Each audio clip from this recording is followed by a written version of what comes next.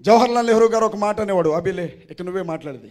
జవహర్లాల్ నెహ్రూ గారు ఒక మాట అనేవాడు, క్రైస్తవులు నిద్రపోతున్న సింహాలు, వారిని అలాగే పడుకొనివ్వండి, జూలు పట్టుకొని లేపారో వాళ్ళు లెగిచారో వాళ్ళు వేటాడతారు అని చెప్పేవాడు. ప్రవీణ్ పగడాల అన్న మరణంతో ఒక్కసారిగా ఉలిక్కిపడి లేచాయి క్రైస్తవ సింహాలన్నీ. నేను చెప్తా ఉన్నా నీ బాగా మీరు అంటరాని వాళ్ళని ఎవరిని అంటున్నారో, మీకంటే ఎక్కువగా ఆంగ్ల భాషను మాట్లాడగలరు, మీకంటే ఎక్కువగా స్పష్టమైన భాష వినిపించగలరు, మీకంటే భాషగా ఉండగలరు, మీకంటే అద్భుతంగా జీవించగలరు. కానీ యేసుక్రీస్తు బట్టి ఆగాం. ఇవాళ మా గొంతును నరికారు కాబట్టి ఇంకా ఏ గొంతు దానికి వ్యతిరేకంగా వచ్చినా సమాధానం చెప్పకుండా మాత్రం వదిలిపెట్టాం. సిద్ధంగా ఉన్నాం. ఏ పార్టీ వాడు వస్తాడో, ఏ రాజకీయ పార్టీ వాడు వస్తాడో, ఎవడొచ్చి ఓటు అడుగుతాడో చూస్తాను. ఏంటండి 8,000 మందికి పాస్టర్ల గౌరవ వేతనం ఎంతమందికి పడ్డదండి? పాస్టర్ల గౌరవ వేతనం ఎంతమందికి పడ్డది? 8,000 మందికి పడ్డది కదా. అధికారంలోనికి వచ్చిన రోజు నుంచి ఈ రోజు వరకు అడిగితే దిక్కు లేదు. కానీ మొత్తం 83,000 మంది పాస్టర్లు ఉన్నారు ఆంధ్రాలో. 8,000 మందికి మనిషికి 35,000 చొప్పున ఇచ్చాడండి. ఎందుకు? ప్రవీణ్ పగడాల విషయాన్ని మర్చిపోండి, నెక్స్ట్ పంచాయతీ ఎన్నికలు వస్తానే నాకు ఓటేయండి అని.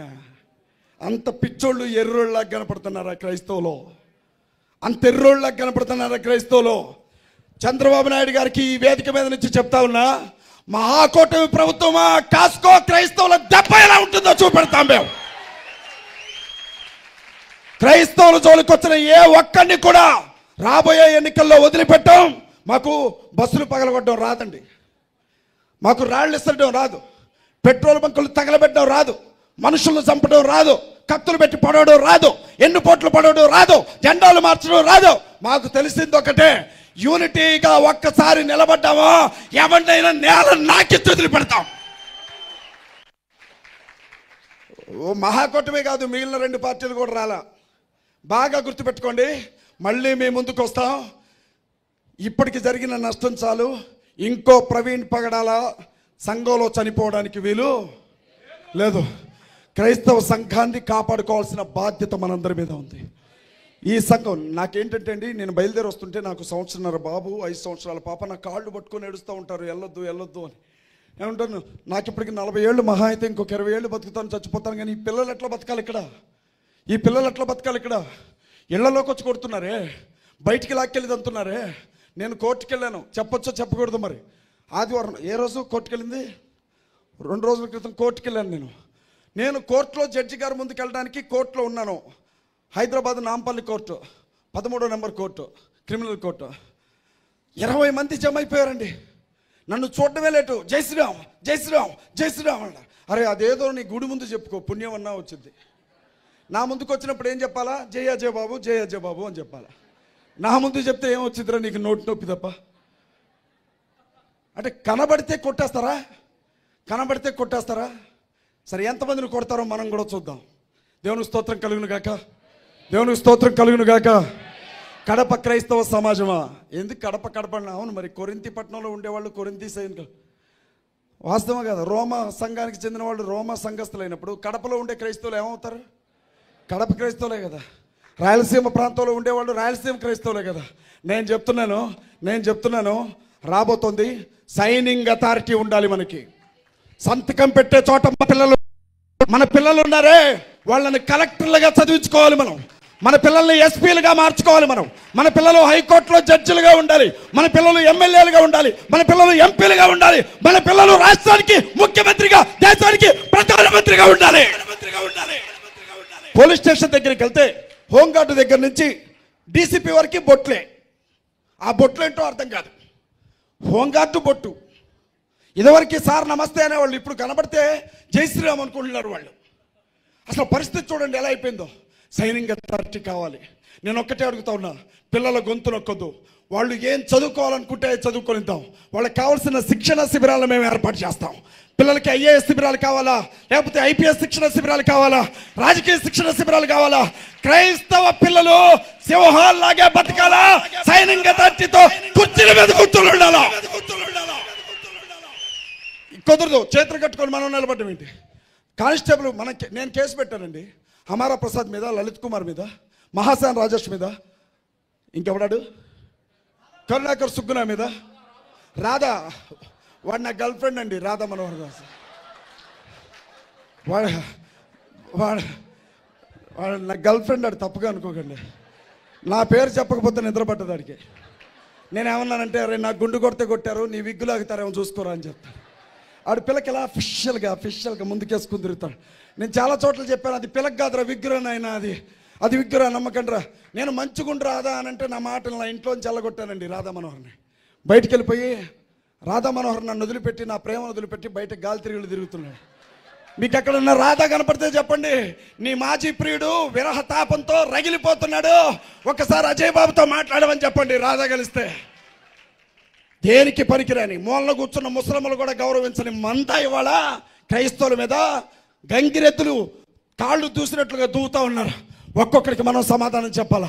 పాస్టర్లు సేవ చేయండి, సువార్థికులు సేవ చేయండి. యవనస్తులను మాత్రం మనల్ని కాపాడుకోవడం కోసం నెహెమ్యాకి ఇచ్చినట్లుగా నాయకత్వానికి అప్పచెప్పండి.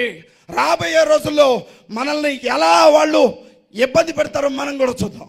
మనకెవ్వడు రాడు, దేవుడే మనకి తోడు. ఆయన తోడుతో నాయకులను తయారు చేసుకొని ముందుకు వెళ్ళాలి. మల్లికార్జున అన్న ఒకరోజు ఒక ట్రక్లో మాట్లాడుతున్నారు. ఆయన రాష్ట్రాలు మొత్తం తిరుగుతారు. అన్న నీ కాళ్ళకి దండం అన్న, ఏం ధైర్యం అన్నా నీది అసలు. మాట్లాడుతూ ఉంటే ఆడోళ్ళు వచ్చారు గొడవకి. ఆడోళ్ళు గొడవకి వచ్చారు. మనోళ్ళు ఉంటే అదేందో వాడొక్కడే వస్తాడు, మనం 100 మంది ఉంటాం, వెనక్కి తిరిగి వెళ్ళిపోతూ ఉంటాం. మనం పిల్లులమా.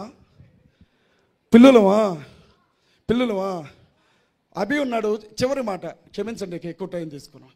అభి ఉన్నాడు, ఒక వేరే మతానికి చెందిన వ్యక్తి, నన్ను వచ్చి కొట్టాడండి.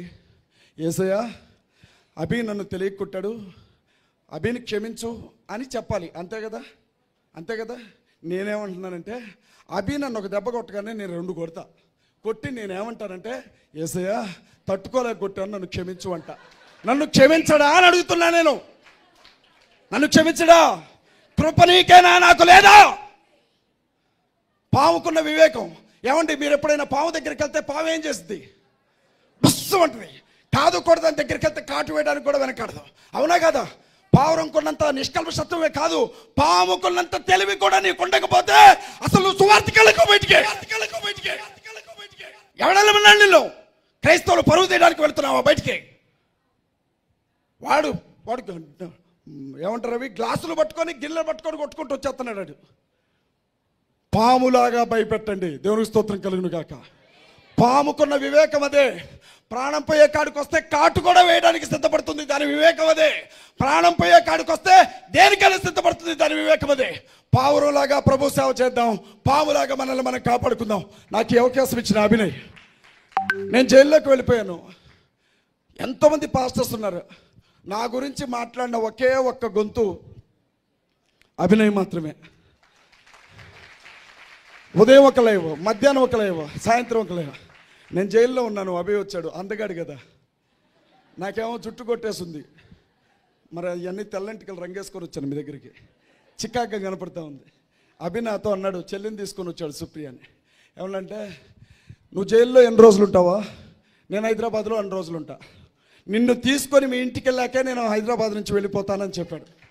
అభి మాటిస్తా ఉన్నా, ఈ కంఠంలో ఊపిరున్నంత వరకు ఎలాంటి పరిస్థితులు ఎదురైనా మీ కడపకి నేను రుణగ్రస్తుడిగా ఉంటాను, అభిని కాపాడుకుంటానని మీ అందరికీ మాటిస్తూ, వేదిక మీద ఉన్న పెద్దలందరికీ, మా స్టీవెన్సన్ అన్నకి హృదయపూర్వకంగా నమస్కారం తెలియజేస్తూ సెలవు తీసుకుంటున్నాను. మీ అందరికీ వందనాలు. Thank you very much.